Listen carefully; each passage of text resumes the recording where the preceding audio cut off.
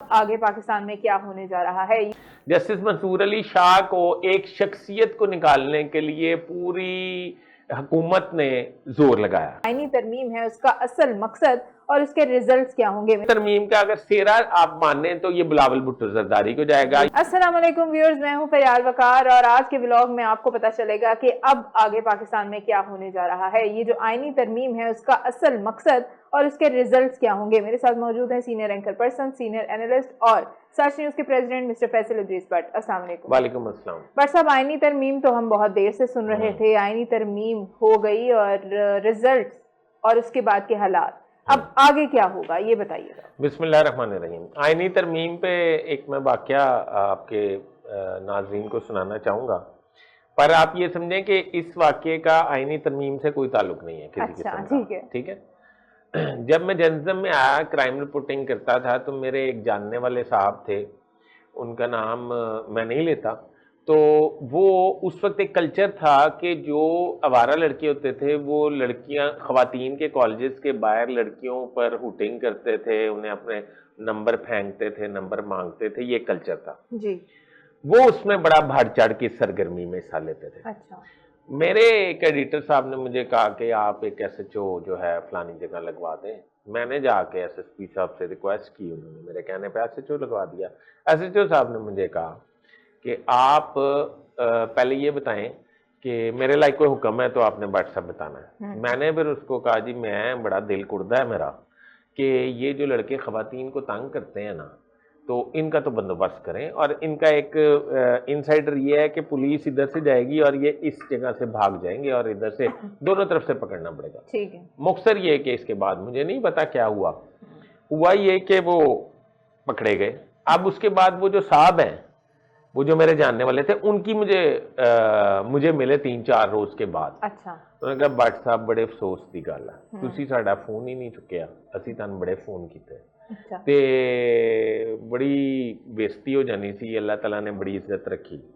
मैंने कहा अच्छा वो कैसे? उसने कहा जी वो अब मुझे दुखी हो गया कि ये बच गया। फिर तो उसने कहा जी वो इस तरह कि पुलिस ने बड़ा ड्रामाई काम किया। पुलिस ने दोनों साइडों से हमें घेर लिया और हम पकड़े गए। और घेर के उस वक्त छुट्टी हुई थी कॉलेज में, और वो बच्चियां, मतलब वो बच्चियां तो नहीं कह रहे, मैं बच्चियां कह रहा हूँ, तो वो जो है वो बहुत रश था उनका। तो पुलिस हमें घेर के ना सारों को लाइन बना के तो उसके अंदर ले गई कॉलेज के। अच्छा। और सबको कहा कि कान पकड़ने, मुर्गा बन जाए। ठीक है। तो सब मुर्गे बन गए। तो मैंने बड़े कोशिश की कि मैं इज्जत किस तरह बचती है, तो फिर अल्लाह ने बचानी हो। जब मैं नहीं मुर्गा बना, मैं क्या है, फिर क्या हुआ, उन्होंने मैं बैठ गया और बैठ के कान पकड़ ली। यूं नहीं कि टांगों के नीचे से, पता है ना मुर्गा कैसे बनता है। अच्छा। हाँ। टांगों के नीचे से नहीं, मैंने इस तरह हाँ। बैठ के पकड़ लिए। मैं अब लड़कियां देखें कि फलाने साहब ने जनाब कान ही नहीं पकड़े, बड़ी इज्जत बनी। अच्छा, मतलब टंगा दे थल्ले नहीं पड़े। उसके बाद क्या हुआ? उसके बाद ये हुआ कि उसने कहा, SHO साहब ने कहा कि सारे कहें कि ये हमारी बहनें हैं और हम आइंदा के बाद इधर नजर नहीं आएंगे। कहता है सारों ने कहा, मैंने कोई नहीं कहा। अच्छा। बस जब अल्लाह ने इज्जत देनी हो। ठीक है। मैं कहा अच्छा जी ठीक है, अभी हो गया। कह रहे तीसरा जहां से सही मेरी गुड्डी चढ़ी है ना, वो क्या है? मैं क्या वो की? कहता है SHO साहब ने ना मुर्गों के मुंह किए इधर मेन गेट की तरफ और पीछे से ठुड्डा मारते थे और मुर्गा यूं गिरता था और फिर उसे कहते भाग जा, वो भाग जाता था। तो कहता जब मेरी बारी आई, मैंने टांग के नीचे से तो कान पकड़े ही नहीं हुए थे, मैंने यूं पकड़े थे। SHO साहब जब ठुड्डा मारने लगे ना, थोड़ा सा मुझे लगा तो मैं भाग पड़ा हूं, मैं गिरा भी नहीं। हाँ। इसमें भी बड़ी ग्रेस रही और अल्लाह ने बड़ी इज्जत दी। बिल्कुल। ये है आपकी अब होने वाली तरमीम। यानी कि मैं तरमीम ये नहीं है, सॉरी माफी चाहता हूँ, मतलब इस वाक्य से मतलब मैं ये समझता हूं कि इज्जत तो चलो बच गई ना। बिल्कुल। गल नूं समझो। अच्छा, अब पहली बात यह है कि जस्टिस मंसूर अली शाह को एक शख्सियत को निकालने के लिए पूरी हुकूमत ने जोर लगाया। ठीक है। पूरे वसाइल बुरेकार ला के ये अल्लाह करके तरमीम हो गई।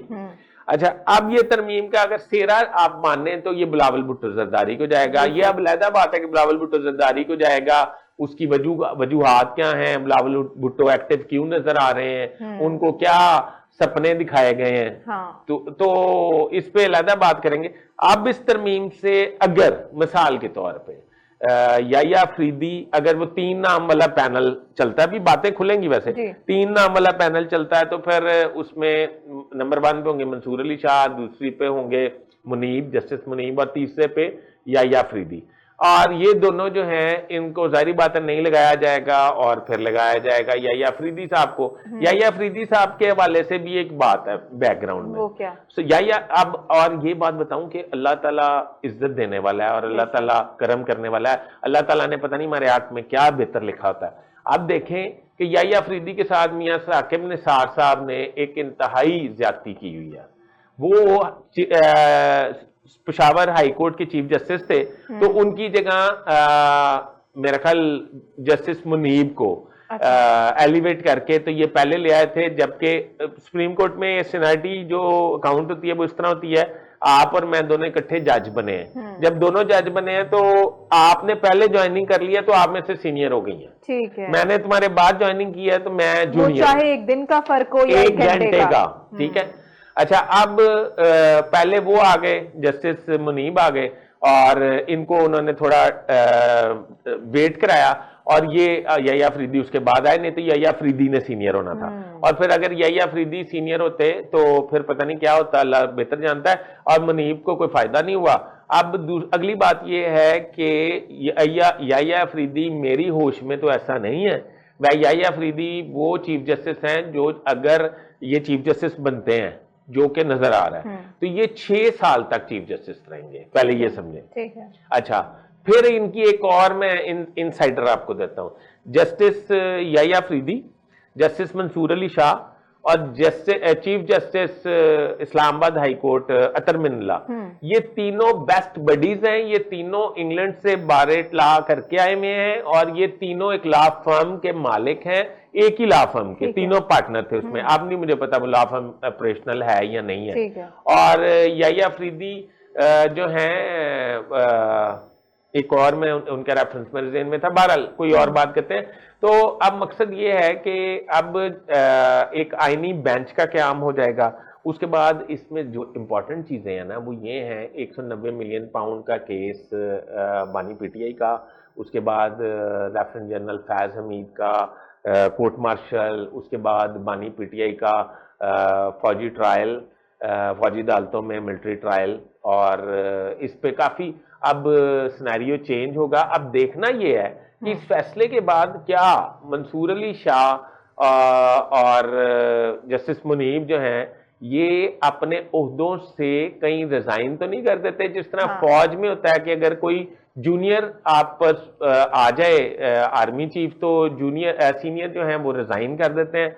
अगर वो रिजाइन कर देंगे तो फिर भी एक मतलब नुकसान का अंदेशा है मुल्क को। अच्छा। वो ये कि मेरे पास ये इतला है कि ये खिचड़ी एक पक रही है कि अगर ये रिजाइन कर देंगे तो एक मखसूस पार्टी ने ओन कर लेगी और इंटरनेशनल फंडिंग होगी, और वो इफ्तिखार चौधरी वाले मतलब एहतजाज, जुलूस, जलसे शुरू हो जाएंगे, और बानी पीटीआई क्योंकि डेला जेल में है, उनकी जगह एक और लीडर मिल जाएगा एहतजाज करने वालों को। न्यू या बीच में से यही मंसूर अली शाह। ठीक है, ये ठीक है जी। अच्छा, बहुत शुक्रिया अंदर की इन्फॉर्मेशन, कीमती इन्फॉर्मेशन हम तक पहुंचाने के लिए। अपने व्यूअर्स से कहना चाहेंगे चैनल को सब्सक्राइब कर लें, वीडियो को लाइक शेयर और कमेंट कर दें। खुदा हाफिज।